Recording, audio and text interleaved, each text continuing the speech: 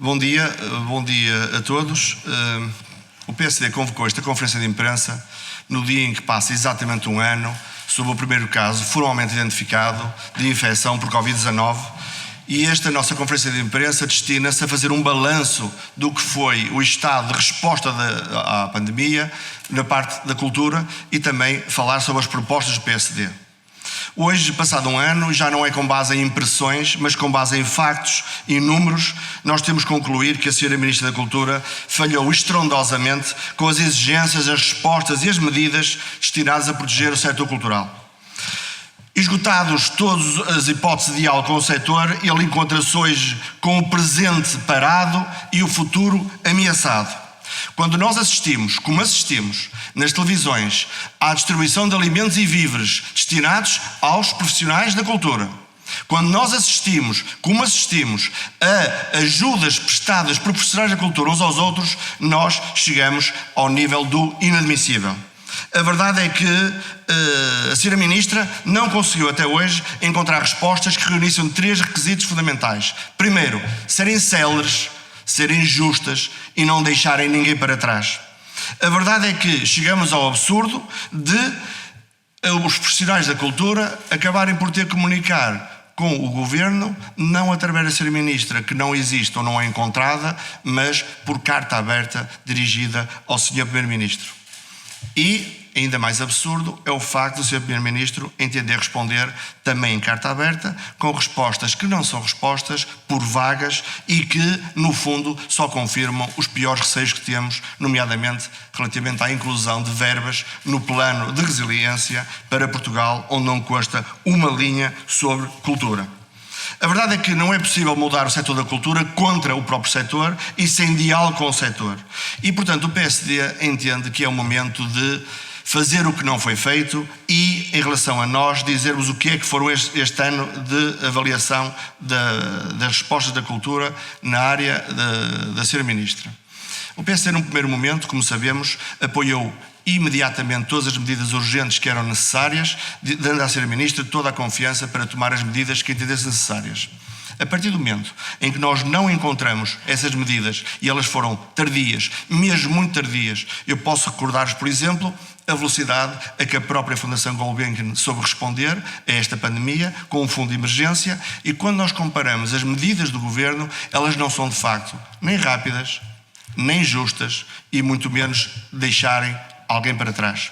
Se pensarmos que o Governo conseguiu encontrar um fundo de emergência de 1.700.000 euros para os profissionais da cultura, fundo de emergência, e para a comunicação social encontrou 15 milhões, ou seja, quase 10 vezes mais, nós temos de perguntar onde é que está a justiça disto. Quando nós encontramos essa medida urgente, que também iria ao encontro, nomeadamente, da comunicação regional e local, que demora meses e meses e meses a chegar aos seus destinatários, nós perguntamos onde é que está a resposta urgente. Quando nós sabemos, como sabemos hoje, que cerca de 10% das candidaturas a esse fundo não foram aprovadas com as mais diversas desculpas, nomeadamente essa coisa do politiquês, que é não cumprir os contratos públicos, nós perguntamos, afinal, ficou ou não ficou alguém para trás? Porque a pergunta é muito simples. Quando um profissional da cultura deve ao fisco ou à segurança social, pode ficar para trás? É descartável? Ou faz parte daqueles que nós queremos também apoiar? O PSD apresentou neste Parlamento e será hoje votada precisamente na Comissão de Cultura e para nós até é um dia simbólico, uma proposta muito ambiciosa. É uma proposta de que afetemos 2% das verbas europeias do Mecanismo de Recuperação e Resiliência que cabem a Portugal às indústrias cultural e criativa. Esta nossa proposta, que é uma excelente proposta, é uma ambiciosa proposta, aliás, vem no sentido e replica aquilo que o próprio Parlamento Europeu também fez, indicando aos Estados, instando que eles todos dedicassem a essa área um valor não inferior a 2%. Posso até acrescentar que o grupo parlamentar do PS, ou melhor dito, a família política do Partido Socialista do Parlamento Europeu, acompanhou esta mesma medida, o que nos dá a expectativa de que ela seja bem recebida, mas hoje veremos na Comissão. Entretanto, e não só, nós entendemos que se falta diálogo ao Governo, não pode faltar diálogo ao PSD. Quando o Governo português não ouve, não dialoga, não constrói soluções, nem constrói respostas, o PSD, como maior partido da oposição, tem obrigação, por muito alguns achem que não, enquanto não formos governo, nós estamos cá para ajudar o governo a governar e, se possível, empurrar o governo para que governe bem. E assim sendo, o PSD não só apresentou esta proposta, que esperamos ver aprovada, e com ela fazer constar de forma muito mais clara no futuro plano de resiliência português a alocação de verbas especificamente para a cultura, porque esta coisa de remeter verbas para os planos transversais, nós sabemos bem como é que acaba. Se concluído que seja isso, e nós esperamos que seja aprovado hoje, apresentamos também há minutos atrás um requerimento na Comissão de Cultura no sentido de ouvir um alargadíssimo conjunto de entidades e com elas refletir o setor e refletir as propostas que têm e que andam há um ano a apresentar e que ninguém as ouve, e tentar dessas propostas, se viáveis, construir soluções de iniciativa legislativa.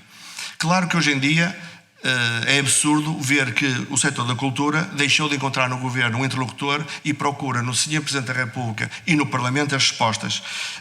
O governo pode não fazer a parte dele, ao PSD compete fazer a sua parte e, portanto, o PSD assume o compromisso, de ouvir o setor, e estamos a ser consequentes com isso. Segundo, apresentar esta proposta ambiciosa que esperamos que o governo desta vez ouça. Muito obrigado.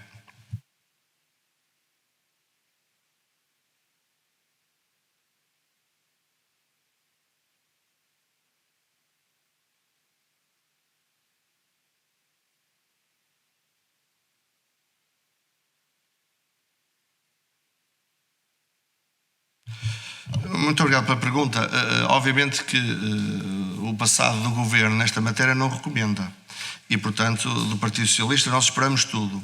Entendemos é que estaríamos, de facto, a raiar o inimaginável quando no próprio Parlamento, que é o local por excelência de debate e fiscalização do governo, fosse vetada a audição das entidades da cultura. Se o governo não as recebe, o PSD as receberá. Entendemos que não deve ser o PSD, deve ser todo o Parlamento. E estou crente que o Partido Socialista será sensível, sendo que também acrescento, o Partido Socialista não é maioritário na Comissão e, portanto, oxalá os partidos de oposição, se necessário, se unam, porque não é possível, além de não ajudar, silenciar aqueles que na cultura não encontram respostas para os seus problemas. E passou um ano. E com tudo isto, passou um ano. Reparem que a coisa é tão grave que quando a Sra. Ministra anunciou um apoio de 42 milhões para a cultura, nem assim conseguiu silenciar o setor, e a manifestação imediatamente no dia seguinte nas redes sociais foi inacreditável pela sua dimensão. E, portanto, as medidas do governo, o setor não acredita nelas e já nem acredita quando o governo anuncia dinheiro para cima dos problemas. Se o governo não governa, vamos ajudá-lo a governar. Como?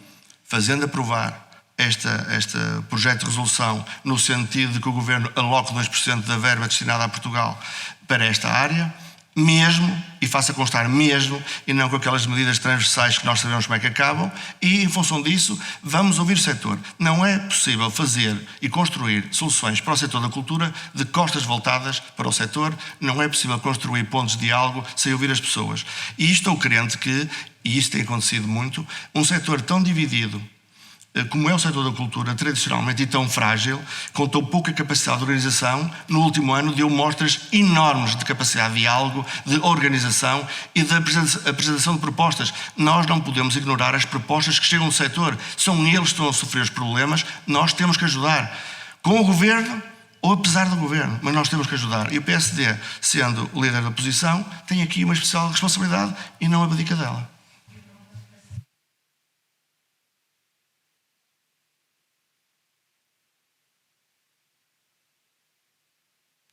O PSD primeiro quer ver qual é a reação do governo à discussão e, esperamos, aprovação deste projeto de resolução, porque isso terá que fazer consignar algo mais do que termos genéricos.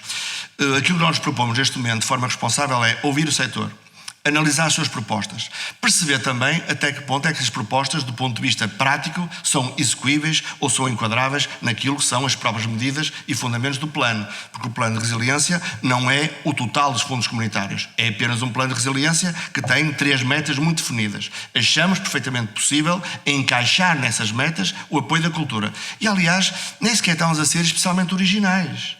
Em Espanha, o setor da cultura e do desporto foi fixado como um dos eixos fundamentais da aplicação deste plano e foi alocado 1%. Portanto, eu gostaria muito de dizer que isto é uma ideia extraordinária do PSD. Extraordinária é, mas não é do PSD. Nós estamos apenas a replicar as melhores ideias e as melhores propostas. As propostas concretas do PSD também dependerão, de qual é a reação do Governo e que verbas é que pode alocar a esta área, e segundo, estamos muito curiosos e muito expectantes de, em audição parlamentar, ouvir as propostas do setor e, se elas forem viáveis, transformá-las em iniciativas legislativas, conjuntamente com os partidos que assim o entendam fazer, apesar do Governo e, se necessário, apesar do PS.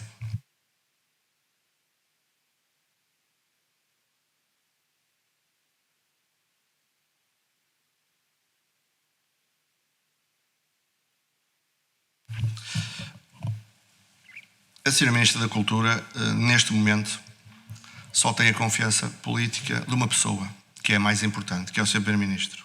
E, portanto, enquanto ela tiver a confiança política do Sr. Primeiro-Ministro, ela será Ministra. Nós temos dúvidas como é que a Ministra da Cultura se senta no Conselho de Ministros e como é que foi possível aprovar este plano sem uma palavra dela. Nós deixamos de acreditar que a Ministra da Cultura seja capaz de operar estas alterações. E, portanto, cada vez que a Sra. Ministra vem ao Parlamento, traz consigo sempre aquele ambiente e aquele ar de autossatisfação que ela transporta e vem-nos falar de coisas que depois nunca se concretizam. Não há um prazo que se cumpra, não há uma medida que se cumpra e, portanto, a Sra. Ministra deixou de fazer parte das soluções. A Sra. Ministra faz parte do problema. E, portanto, nós achamos que é muito mais feliz, muito mais avisado e muito mais eficaz ouvir o setor do que ouvir a Sra. Ministra, porque a ouvir a Sra. Ministra andamos há um ano. Medidas é que não vimos nada especial. Muito obrigado.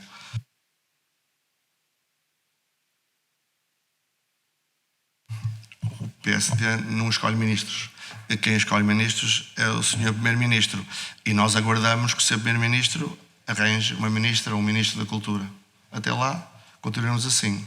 A responsabilidade não é nossa, a responsabilidade é só de uma pessoa, que é do Sr. Primeiro-Ministro. E enquanto assim for, o setor da cultura e o Ministério da Cultura continuará fechado a aguardar que alguém o preencha. Obrigado. Não compete ao PSD dizer que deve ser despedida. Eu acho que a Sra. Ministra não tem a confiança do setor, não tem a confiança do grupo parlamentar do PSD garantidamente, deixamos de acreditar que ela pode ser a solução e deixamos ao prudente critério do Sr. Primeiro-Ministro o que fazer com a Sra. Ministra. Nós achamos que neste momento a nossa concentração é quais são as medidas que precisamos para responder a esta questão de emergência. Se nós nos concentrarmos muito, se sai a Sra. Ministra ou se senta a Sra. Ministra, nós desviamos daquilo que queremos, propostas para o setor. A Sra. Ministra continuará a ser, muito ou pouco, um peso que o Sr. Primeiro-Ministro terá a carregar, enquanto entender que é assim.